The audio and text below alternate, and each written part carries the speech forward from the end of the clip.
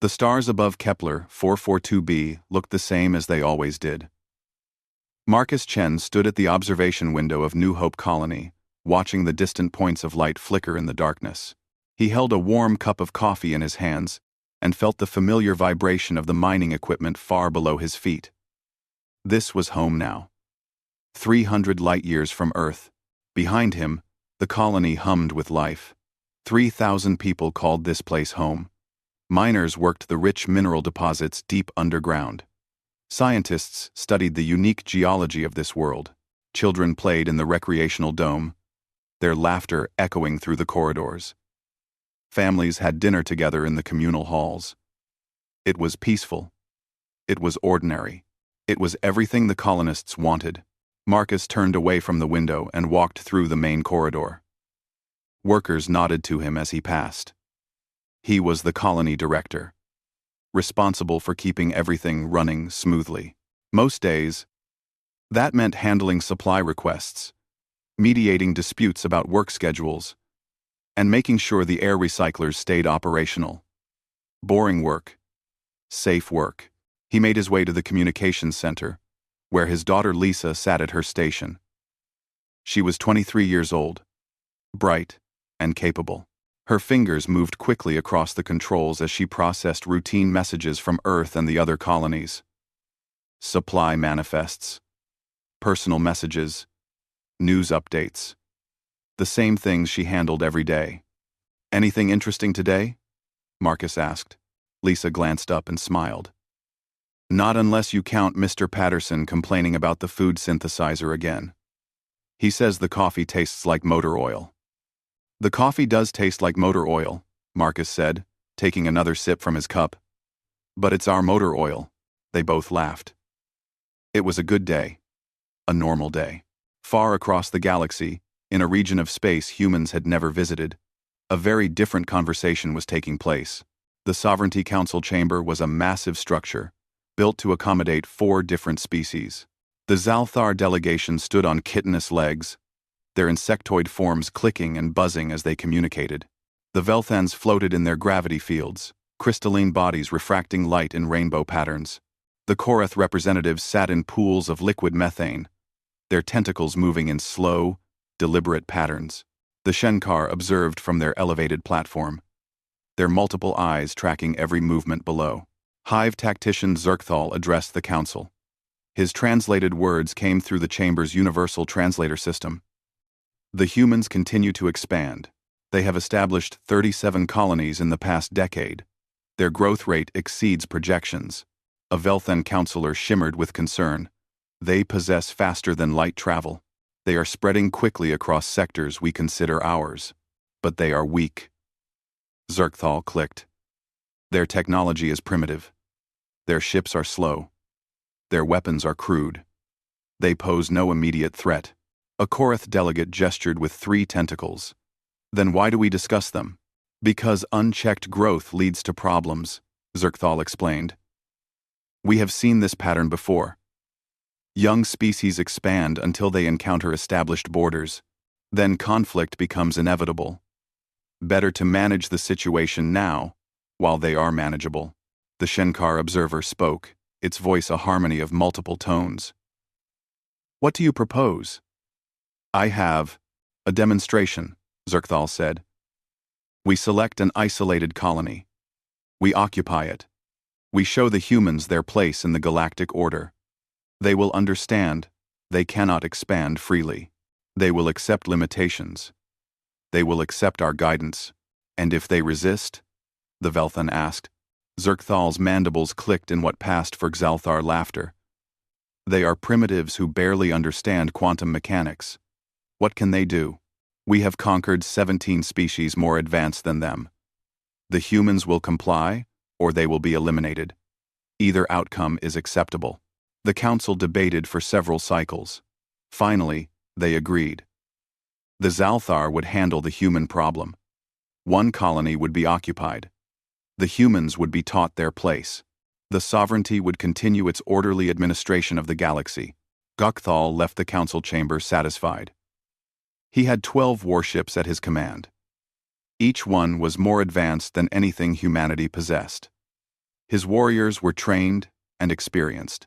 This would be a simple operation. Take the colony, hold the population, wait for Earth to respond with diplomacy and submission. He selected his target carefully. New Hope Colony on Kepler 442b. Isolated. Far from major human military installations. Small enough to occupy quickly, but large enough to make Earth pay attention. Perfect. Back on New Hope, Marcus finished his evening rounds. The colony was quiet. Third shift workers moved through the corridors with practiced efficiency. The air recyclers hummed their constant song. The generators provided steady power. Everything was functioning exactly as it should. He stopped by Lisa's quarters to say goodnight. She was already in bed, reading something on her tablet. "Don't stay up too late," he said. "I won't, Dad. See you tomorrow." Marcus returned to his own quarters and lay down. Through the wall, he could hear the muffled sounds of the family next door putting their children to bed. Someone was singing a lullaby. The sound made him smile. He closed his eyes and drifted toward sleep. Above the colony, in the darkness of space, nothing moved. The stars shone with their ancient light. The universe was vast and uncaring. But somewhere in that darkness, 12 Zalthar warships were calculating their jump coordinates. Tomorrow would not be a normal day. Tomorrow, the Xalthar would learn that humanity had not forgotten how to fight. Tomorrow, they would learn that peaceful expansion did not mean peaceful nature. Tomorrow, they would send a message that would echo across the stars. But tonight, New Hope Colony slept in peace. Families dreamed of tomorrow's plans. Children dreamed of games and adventures. Miners dreamed of going home to Earth someday. Marcus Chen dreamed of nothing at all. Just the deep sleep of a man content with his work. None of them knew that in less than 12 hours, everything would change forever. The attack came at dawn. Lisa Chen was at her communication station when the sensors screamed warnings. 12 massive contacts appeared on the long-range displays. They were huge. Far larger than any human ship. They had emerged from faster-than-light travel at the edge of the system and were accelerating toward the colony. "Director Chen to Communication Center immediately," Lisa said into the emergency channel. Her voice was steady, but her hands shook as she tried to hail the approaching vessels. "Unknown ships, this is New Hope Colony. Please identify yourselves and state your intentions." There was no response. Marcus Chen ran into the communications center. "What's happening?" 12 unknown contacts, Dad. "Big ones. They're not responding to hails." Lisa's fingers flew across her controls. "I'm reading weapons signatures. These are warships." Marcus felt ice in his stomach. "Sound the colony alert. Get everyone to the shelters." Alarms wailed through the corridors. 3,000 people stopped what they were doing and started moving. Parents grabbed children. Workers dropped their tools and ran. The evacuation drills they had practiced for years suddenly became terrifyingly real. The Zalthar warships reached orbital distance. They were beautiful in a terrible way. All sharp angles and dark metal. Their hulls covered in weapons that glowed with ready power. Hive tactician Zerkthal observed the colony from his command throne. Primitive structures. Weak defenses. Simple radar systems. This would take less than an hour. "Begin the operation," he ordered. The first weapon strikes were precise. Energy beams lanced down from orbit, striking the communication arrays. Metal vaporized in brilliant flashes. Lisa watched her long-range transmitters explode one by one on her status board. "They're taking out our communications," she shouted. "I'm losing everything." "Switch to emergency systems," Marcus ordered. "Get a message out. Any message." The second wave of strikes hit the power stations.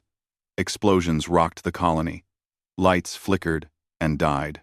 Emergency generators kicked in, but they were only designed to power life support, not the entire colony. In the sudden darkness, people screamed. Lisa found the emergency quantum beacon. It was old technology, installed when the colony was first built. It only had enough power for one short-range burst message. Her hands moved on automatic, keying in the distress code. New Hope under attack. Unknown hostiles. They're landing ground forces. Oh God, there. An energy beam struck the communications center. The entire wall exploded inward. Lisa felt herself thrown backward. Metal and plastic rained down around her. The world spun and went dark. Marcus Chen picked himself up from the floor. His ears rang from the explosion. Smoke filled the air. Lisa! Lisa! There was no answer. Half the communications center was simply gone, open to the sky. He could see the alien warships above, dark shapes against the stars, and falling from those ships were landing craft, dozens of them, streaking down through the atmosphere like meteors. The Zalthar ground forces landed in the colony's main square. Their landing craft doors opened with pneumatic hisses. Warriors emerged, each one nearly 8 feet tall, their exoskeletons gleaming like black armor. They moved on 6 legs, with terrifying speed and precision. In their clawed hands they carried weapons that hummed with power. Colonists who had not made it to the shelters stood frozen in fear. Some ran. The Zalthar weapons fired with sounds like tearing metal. Colonists fell. The aliens did not care if their targets were armed or not. Resistance meant death. Others raised their hands in surrender. The Zalthar warriors gestured with their weapons. Universal language. Get down. Stay down. Obey or die. In the shelters, Marcus listened to the sounds of battle above. Weapon fire. Explosions. Screaming. He had 300 people crammed into this emergency bunker, and there was nothing he could do to help those outside. His daughter was out there. Somewhere. Maybe alive. Maybe not. The fighting lasted 20 minutes. Then silence. Zerktal's warriors moved through the colony with brutal efficiency. They dragged colonists from the shelters. They separated them into groups. Strong ones here. Weak ones there. Technical specialists in another group. The Zalthar had done this before. On other worlds with other species. It was a well-practiced operation. Marcus was pulled from the shelter along with everyone else. Zalthar warriors shoved them into lines. He looked desperately for Lisa among the crowds of frightened faces. He could not find her. A Zalthar officer approached. A translator device on its chest spoke in perfect English. I am Hive Tactician Zerkthal, commander of the Sovereignty Forces. You are now subjects of the Sovereignty. Your colony belongs to us. Your lives belong to us. What does that mean? Someone shouted from the crowd. Those who can work will work. Those with valuable skills will serve. Those who are redundant will be eliminated. Resistance is extinction. Compliance is survival. Choose wisely. Marcus felt rage burning in his chest. These creatures had attacked without warning. They had killed his people. They had destroyed his colony. And now they spoke of evaluation and elimination as if humans were nothing more than resources to be catalogued. You can't do this, he said, his voice carrying across the square.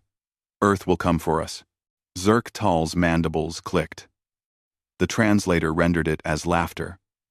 Earth is weeks away. By the time they arrive, you will already be integrated into our systems. Earth will negotiate. They will accept terms. This is how things work in the galaxy. You are learning your place. In the wreckage of the communications center, Lisa Chen regained consciousness. Her head felt like someone had hit it with a hammer. Blood ran down her face from a cut on her forehead. She could not hear anything except a high-pitched ringing. She pulled herself to her feet, using a piece of twisted metal. The beacon. Had her message gotten out? She looked at the ruined controls. The status lights were dark. She had no way to know if anyone had heard her desperate transmission. Through the hole in the wall, she could see the main square. She could see the Zalthar warriors. She could see her neighbors and friends being organized into groups like livestock. She could see her father, standing straight, despite the weapons aimed at him. Lisa looked around the destroyed communications center. There had to be something she could do. Some way to fight back. but the equipment was destroyed. The weapons locker was empty. The colony had been designed for peaceful mining, not war. She slumped against the wall and closed her eyes. They had lost. The aliens had come from nowhere and taken everything in less than an hour. Earth would not even know what happened until it was too late. In orbit above the colony, Zerkthal observed his victory with satisfaction. Simple, clean, efficient. The human colony was now under sovereignty control. A few hundred casualties to teach the lesson. The rest would be processed and put to work. In a few weeks, this would be a productive facility serving the sovereignty's interests. He composed his report to the council. Operation successful. Human colony occupied. Minimal resistance. Integrating population into work groups. Recommend similar operations on additional human colonies to accelerate compliance. The message was sent through quantum communication. It would reach the Sovereignty Council in minutes. Approval would come shortly after. This was just the beginning of bringing humanity into the proper galactic order. What Zerkthal did not know was that Lisa's desperate transmission had also traveled through quantum space. It had reached a human military installation 3 days away, and it had triggered something that the Sovereignty could not imagine. Humanity was coming. And they were very, very Admiral. Catherine Voss was drinking coffee when the alert came through. She set down her cup carefully and listened to the garbled transmission play through the command center speakers. New Hope under attack. Unknown hostiles. Their landing ground forces. Oh God. They're static. Nothing more. The command center of Forward Operating Base Thermopylae went absolutely silent. 20 officers stood frozen, staring at the communication display. New Hope Colony. 3,000 civilians. Under attack. Play it again, Admiral Voss said quietly. The message played. The young woman's voice was scared but professional. Then came the sound of an explosion, and the transmission cut off. The timestamp showed it had been sent 4 hours ago. Admiral Voss stood up. She was 50 years old, with gray hair and calm eyes. She had served in the Colonial Defense Force for 30 years. She had never heard a distress call from a human colony before. There had never been a need. Get me every ship within 10 light years. I want fleet composition on my screen in 5 minutes. I want navigation plotting a course to New Hope. I want weapons status on all vessels. And I want it all right now. The command center exploded into activity. Officers ran to their stations. Communication channels opened to every human military vessel in range. The message was simple. Rally at Thermopylae. Maximum burn. Combat load. Captain David Parks, Voss's executive officer, approached her. Admiral, shouldn't we wait for authorization from Earth? This could be a diplomatic incident. Voss looked at him with eyes like ice. Captain, someone just attacked a human colony. 3,000 of our people are under threat. The Colonial Defense Pact is clear. An attack on one is an attack on all. We don't need Earth's permission to protect our own. We need guns, and we need them now. Within an hour, ships began arriving.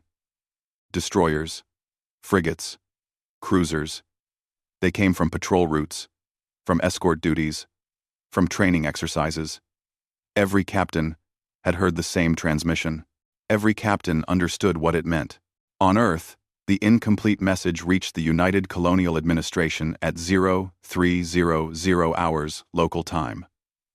The duty officer listened to it once, then immediately activated the emergency protocols.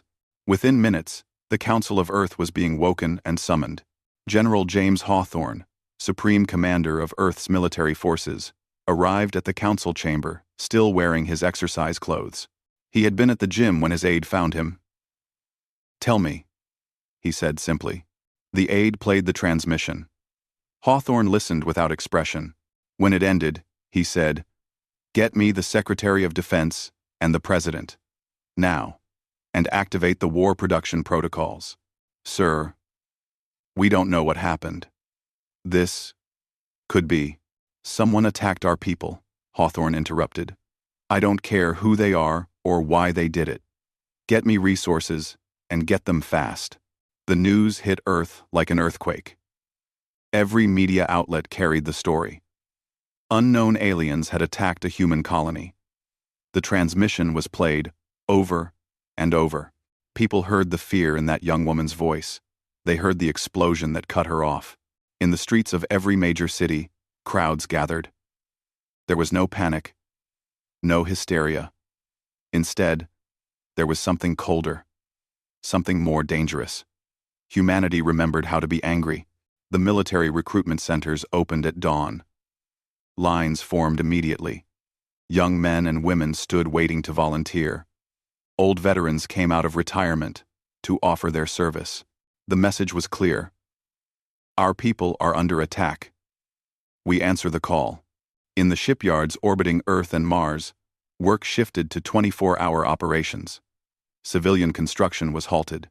Every welding torch, every assembly line, every manufacturing facility was redirected to military production.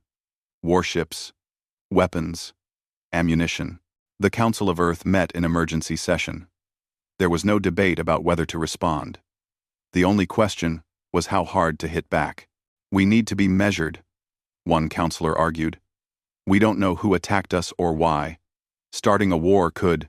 "They already started it," General Hawthorne said. His voice was quiet, but it carried through the chamber. "They attacked a colony full of civilians. They killed our people. The only thing we need to decide is how to make them regret it." Reener.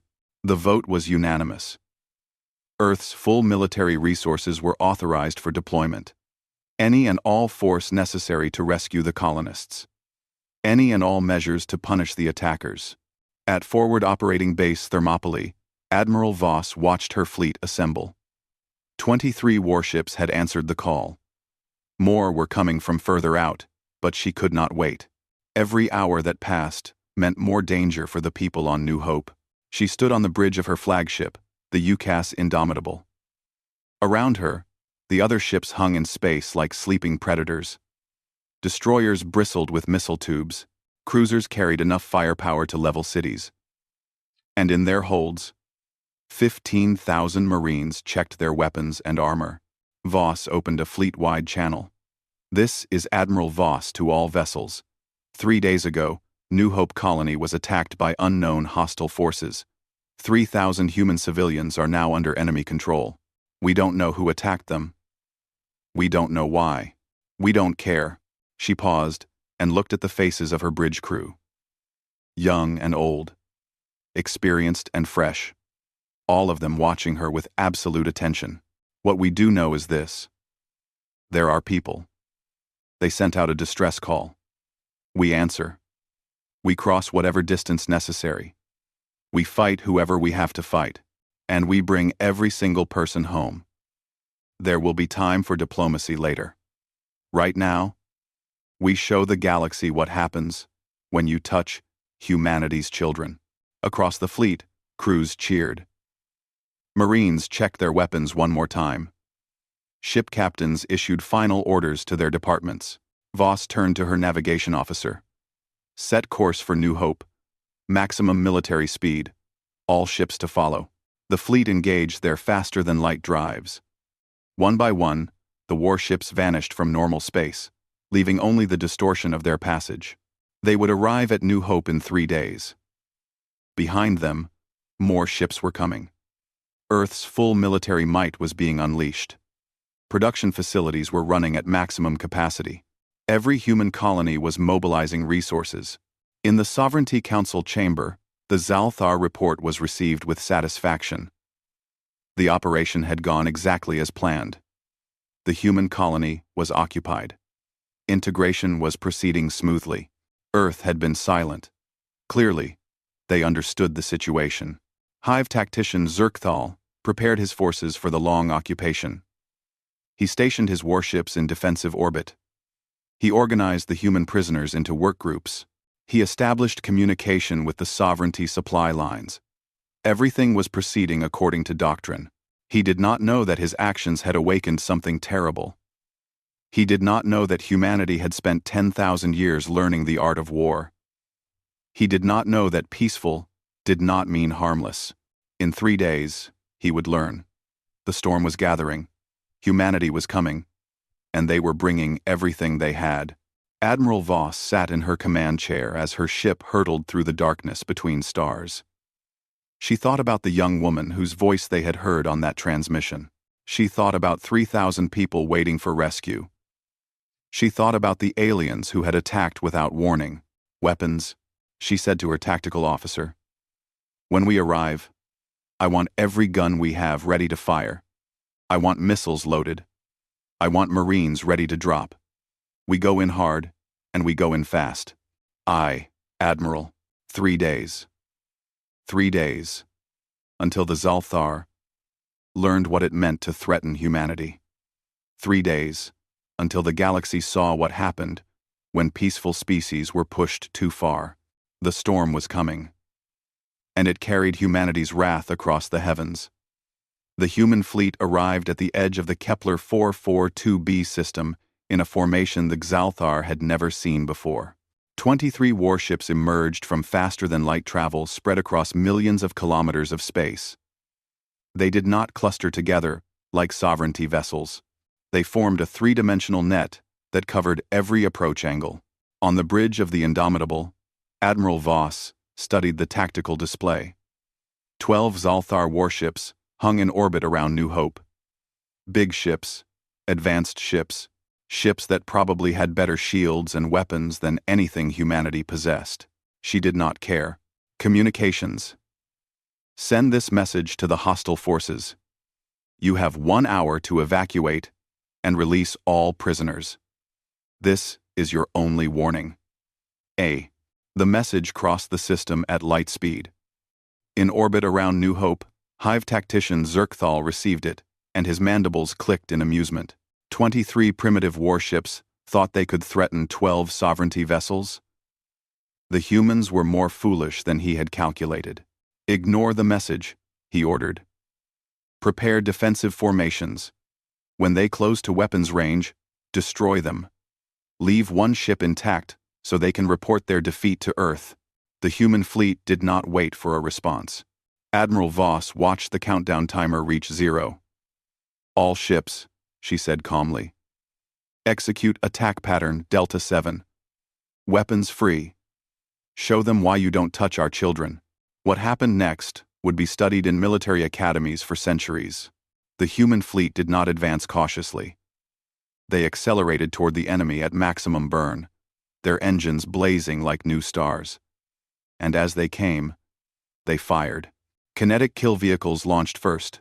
Chunks of dense metal accelerated to nearly the speed of light. Behind them came missiles, thousands of them, each one separating into dozens of smaller warheads. The Zalthar shields lit up as the kinetic rounds impacted. The shields held, designed to deflect energy weapons, but they were not designed for the sheer physical force of metal traveling at relativistic speeds. Shield generators overloaded. Warning alarms screamed through Zalthar vessels. Then the missiles arrived. They did not carry sophisticated warheads. They carried simple things. High explosives, shaped charges, penetrators, weapons designed by a species that had spent centuries perfecting the art of breaking things. The first Zalthar cruiser died when a penetrator punched through its weakened shields and detonated inside its reactor. The ship came apart in a ball of plasma that lit up the system. Zerkthal watched in shock. Return fire. All weapons. The Zalthar warships fired their plasma cannons. Beautiful streams of superheated matter crossed the darkness. They struck human ships and shields flared. Armor burned. Hull plating vaporized. The human ships did not slow down. They did not retreat. They charged directly into the enemy fire. This was what the Xalthar could not understand. In every engagement the sovereignty had ever fought, both sides maneuvered for advantage. They fired from range. They withdrew when damaged. War was a calculated exercise in applying superior technology and tactics. Humans did not fight that way. When a human destroyer took a plasma hit that killed 40 crew members, It did not retreat. It accelerated toward the enemy ship that had fired, launching every weapon it had. When a human frigate's shields failed, it used its damaged hull as a battering ram, smashing into a Xalthar vessel and detonating its remaining missiles at point-blank range. Both ships died in the explosion. The human captain's last transmission was simply, "For New Hope." Admiral Voss watched the battle unfold with cold precision. Indomitable taking fire. Hull breach. On deck 7. 40 casualties reported. "Maintain course," she ordered. "Target that cruiser. All forward batteries." The Indomitable shuddered as every weapon on its front arc fired simultaneously. The targeted Xalthar cruiser vanished in a storm of explosions. On the ground, Marcus Chen and the other prisoners watched the sky fill with fire. They had been forced to work clearing rubble, guarded by Xalthar warriors. Now those warriors were looking up nervously, their weapons forgotten. "What's happening?" someone whispered. Marcus smiled for the first time in 3 days. "That's Earth. They came for us." A Xalthar officer barked orders. The translator rendered it as, "Move the prisoners to the holding facility. They may be needed as leverage." But before they could move, the sky began to rain fire. Not weapons fire. Drop pods. Hundreds of them. Streaking down through the atmosphere like meteors, their heat shields glowing white-hot. The Xalthar warriors raised their weapons toward the landing pods. Then precision strikes from orbit hit their positions.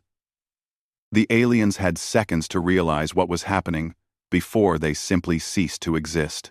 The first drop pod hit the ground with a thunderous impact. Its doors blew open with explosive bolts, and out stepped something from humanity's worst nightmares. If nightmares could be on your side, Marines in powered armor, each one 8 feet tall, carrying weapons that looked like they could crack open tanks. Captain Sarah Mitchell's voice boomed from her armor's external speakers. "All human civilians, get down and stay down. We're here to bring you home." The Xalthar warriors opened fire. Their weapons, which had seemed so terrifying before, sparked and flashed against the Marines' armor. The Marines fired back. The difference was night and day. Xalthar warriors were thrown backward, their exoskeletons shattered by rounds designed to penetrate military-grade armor. Zerkthal, watching from his command throne, finally understood his mistake. The humans were not fighting for territory. They were not fighting for resources. They were fighting for their people, and they fought with the desperation and fury of parents protecting their children. "Use the prisoners," he ordered. "Bring them to the square. The humans will not fire on their own." Xalthar warriors dragged Marcus and 100 others into the central square. They positioned them in front of their defensive positions. A Xalthar officer's translator spoke. "Human forces, cease fire, or we will execute the prisoners." Captain Mitchell received the message and felt cold rage. She opened a channel to every Marine on the ground. "Listen up. They've got our people as shields. We're going in anyway. Precision fire only. Every shot counts. We're getting our people back. All of them. Alive." What happened next would be talked about in bars and mess halls for generations. Human Marines advanced on the Xalthar positions with textbook precision. They used every piece of cover. They coordinated their fire. When a Marine had a shot at an alien that would not endanger a civilian, they took it. When they did not have a clean shot, they moved to get one. The Xalthar had never seen anything like it. Their doctrine assumed that hostages meant safety. The humans simply refused to accept that assumption. They fought with surgical precision, each shot carefully calculated. A Xalthar warrior put a weapon to Marcus Chen's head. "Stop or this one dies." A Marine 200 meters away fired a single shot. The round passed within inches of Marcus's ear and struck the warrior in the center of its head. The alien dropped instantly. Marcus stood frozen in shock. The Marine's voice came through a loudspeaker. "Sorry about that, sir. Little close. You okay?" In orbit, the battle was ending. 8 Xalthar warships were destroyed. 3 more were crippled and drifting. The last one attempted to flee. It engaged its faster-than-light drive and vanished. Admiral Voss let it go. Let them run. Let them tell the sovereignty what happened here. The human fleet had taken brutal damage. 4 destroyers were destroyed. Every other ship was damaged to some degree. 2,000 crew members were dead or wounded. But they had won. The orbital space around New Hope belonged to humanity now. On the ground, the last Zalthar warriors surrendered. Captain Mitchell ordered them restrained and placed under guard. Human medical teams moved through the colony, treating the injured. Engineers began assessing the damage. Marcus Chen found himself surrounded by Marines who were checking him for injuries. "My daughter," he said urgently. "Lisa Chen. She was in the communications center when it was hit." Marcus Chen. Weisa. A Marine checked a datapad. Chen. Lisa. Found in the wreckage of the communications center. Concussion and lacerations. She's been evacuated to the medical ship. She'll be fine. Is her 18? Marcus felt his legs go weak. A Marine caught him and helped him sit down. "Easy, sir. We've got you. We've got all of you." Admiral Voss stood in the ruins of New Hope's central square 12 hours after the battle ended. Around her, freed colonists were being reunited with their families. Medical teams worked on the injured. Marines stood guard. Above them, human ships maintained watch, ready to face any new threat. She looked at the destruction and felt both pride and sorrow. Pride that humanity had come through when it mattered. Sorrow for those who had died, both here and in the fleet above. Her communication officer approached. "Admiral, we're receiving a transmission from Earth. General Hawthorne wants to speak with you." "Put him through." Hawthorne's face appeared on her datapad. "Admiral Voss. Report. New Hope is secure, General. All surviving colonists are accounted for. Enemy forces have been neutralized or have fled. We took heavy casualties, but we achieved the objective.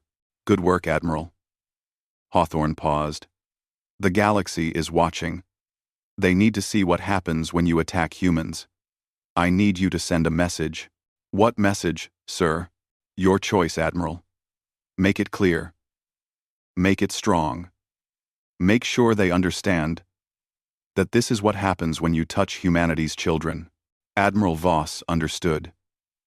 She recorded the message that would change the galaxy forever. Admiral Catherine Voss stood in the ruins of New Hope Colony's central square. Around her, freed colonists moved through the damaged streets, reuniting with loved ones and beginning the long process of rebuilding. Above, human warships maintained their vigil, their weapons trained on the darkness beyond. She activated the recording system built into her uniform. Behind her, the destroyed buildings and burn marks from the battle provided a clear picture of what had happened here. She wanted the sovereignty to see. She wanted the galaxy to understand. "To the sovereignty and all who witness this message," she began, her voice calm and clear.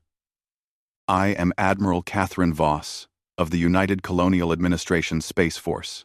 3 days ago, you attacked a human colony. You destroyed our facilities. You killed 200 of our civilians. You took 3,000 prisoners. You believed we were weak because we sought peace. You mistook our restraint for inability." She paused and looked directly at the camera. "You have now learned the price of that mistake. We are humanity. We crossed our own world's killing fields to reach the stars. We climbed from caves to conquer gravity itself. We split the atom and walked on our moon before you even knew we existed. Every human colony, every human ship, every human child is under our protection." Behind her, a group of freed colonists walked past, children holding their parents' hands. The contrast was deliberate. You took 3,000 of our people hostage. We crossed the void to bring them home. We brought warships and weapons of war. We fought your vessels, and we won. This is what happens when you touch humanity's children. We bring the storm. Marcus Chen stood in the medical bay of the hospital ship Mercy, watching his daughter sleep. Lisa had a bandage wrapped around her head, and her arm was in a cast. But the doctors said she would make a full recovery. She had woken briefly, smiled at him, and drifted back into medicated sleep. He had thought he would never see her again. The Xalthar had planned to separate the colonists, send them to different facilities across their territory. Families would have been torn apart. Some would have been worked to death. Others would have simply disappeared. But Earth had come. Humanity had answered the call. His daughter was alive because people he had never met had crossed the stars to save her. A Marine stood guard outside the medical bay. Marcus approached him. "Thank you," he said simply. The Marine, a young man who could not have been more than 25, nodded. "Just doing our job, sir. We protect our own. How many did you lose?" "In the battle?" The Marine's expression flickered. 2,000 across the fleet. 43 from my company. But we got you all out. That's what matters." Marcus felt tears on his cheeks. 2,000 people had died to save them. 2,000 families would receive notifications that their loved ones were not coming home. All for a colony of 3,000 miners and scientists. On Earth, Admiral Voss's message was being broadcast across every channel. Billions of people watched as she continued her speech. "We have shown restraint even in our anger," Voss said. "We could have destroyed this world from orbit. We could have executed every prisoner we took. We chose instead to fight for every human life. Because that is who we are. But make no mistake. Touch us again, and we will end you. Not defeat you. Not subjugate you. End you." In the Sovereignty Council chamber, the members watched the human admiral's message in stunned silence. Combat data from the battle was displayed on screens around the room. The analysts had reviewed every second of the engagement. The Velthan counselor spoke first, its crystalline form pulsing with agitation. "They fought without regard for losses. Their ships continued attacking even when crippled. This is not rational behavior. It is if you understand what they are," a Shenkar observer said quietly. "They are predators. We treated them as prey. That was our mistake." Zerkthal stood before the council, his mandibles tight with shame. He had survived only because he had been on a supply ship away from the battle. His warriors were dead. His ships were destroyed. His career was over. The humans possess an intensity we did not anticipate. They value individual lives in ways the sovereignty does not. They will sacrifice much to protect their own. "How much?" the Korath delegate asked. "Everything," Zerkthal admitted. "The combat data shows ships that should have retreated, continuing to fight. Captains who should have surrendered, choosing to ram our vessels instead. They fought as if every single human life in that colony was worth more than their entire fleet." The Xalthar Hive Queen, watching via quantum link from the home world, issued her orders. "Withdraw all forces from within 50 light-years of human space. Immediately. We cannot afford conflict with a species that fights like this." Admiral Voss finished her message. "You have a choice now. Leave human space and never return, or learn that what you saw here was mercy. We are humanity. We have spent 10,000 years learning how to wage war. Every weapon we use today, we designed ourselves. Every tactic we employed, we learned through centuries of fighting each other. You do not want to see what we are truly capable of." She let that sink in for a moment, then added, "We came here to protect 3,000 miners and scientists. We lost 2,000 soldiers doing it, and we would do it again. Every time. Without hesitation. Because that is what it means to be human. We protect our own." The message ended. Across the galaxy, species that had been watching humanity's expansion suddenly reassessed their calculations.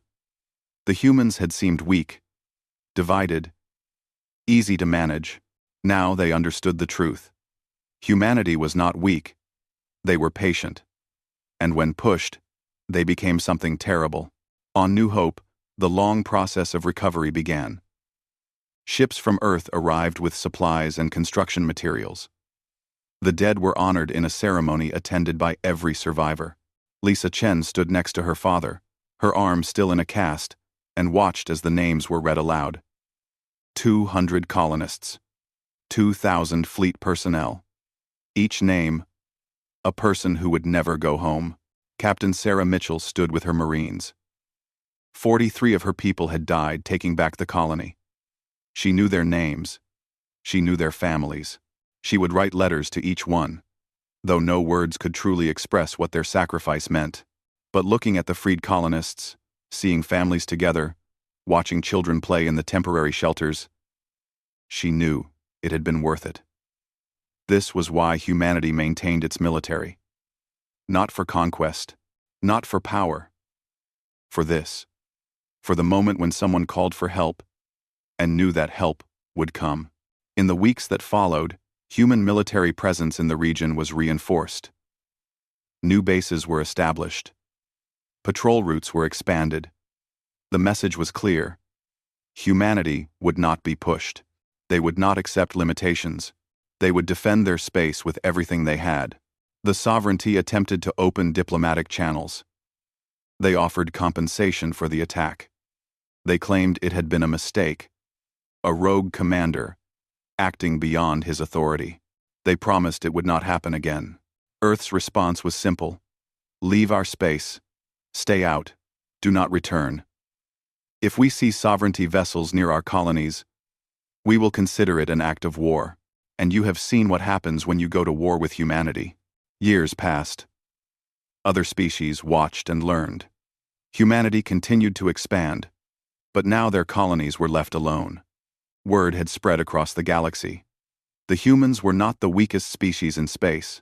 They were perhaps the most dangerous, because they valued each other in ways other species could not understand. They would cross any distance to protect their own. They would pay any price to bring their people home. And they would bring the full weight of their wrath down on anyone foolish enough to threaten them. Marcus Chen eventually returned to Earth with Lisa. The colony would be rebuilt, but he had seen enough of frontier life. He wanted to be somewhere safe, somewhere the military could protect them if needed. Lisa recovered fully from her injuries, though she still had nightmares about the attack. But she also remembered the sound of drop pods hitting the ground. She remembered the Marines' voices over the loudspeakers, calm and professional, telling the colonists they were there to bring them home. She remembered that when humanity called for help, humanity answered. Admiral Voss received commendations and promotions. She accepted them with quiet dignity. But what mattered to her was simpler. 3,000 people went home to their families. That was the mission. That was the success. In the Sovereignty archives, the Battle of New Hope was studied extensively. Military academicians analyzed every detail. The conclusion was always the same. Humanity fights differently. They accept casualties that other species would consider unacceptable. They employ weapons designed purely for destruction, and they possess something the sovereignty lacked: the absolute determination to protect their own at any cost. The galaxy learned a lesson that day. Humanity had been peaceful during their expansion, not because they were weak, but because they chose peace. When that choice was taken from them, they revealed what lay beneath: a species that had evolved fighting itself for millennia, a species that had turned their own world's surface into a weapon testing ground and still reached the stars. A species that would burn the heavens themselves before abandoning their people. One SOS had brought humanity's storm of wrath across the heavens. And the message echoed through the stars. Do not touch humanity's children. Do not threaten their colonies. Do not mistake their kindness for weakness, because if you do, they will come for you. They will bring ships and soldiers and weapons of war. And they will not stop until every single one of their people is home safe, or until you are nothing but dust and memory. The galaxy heard that message, and the galaxy understood. Humanity had arrived among the stars, and the stars learned to leave them alone.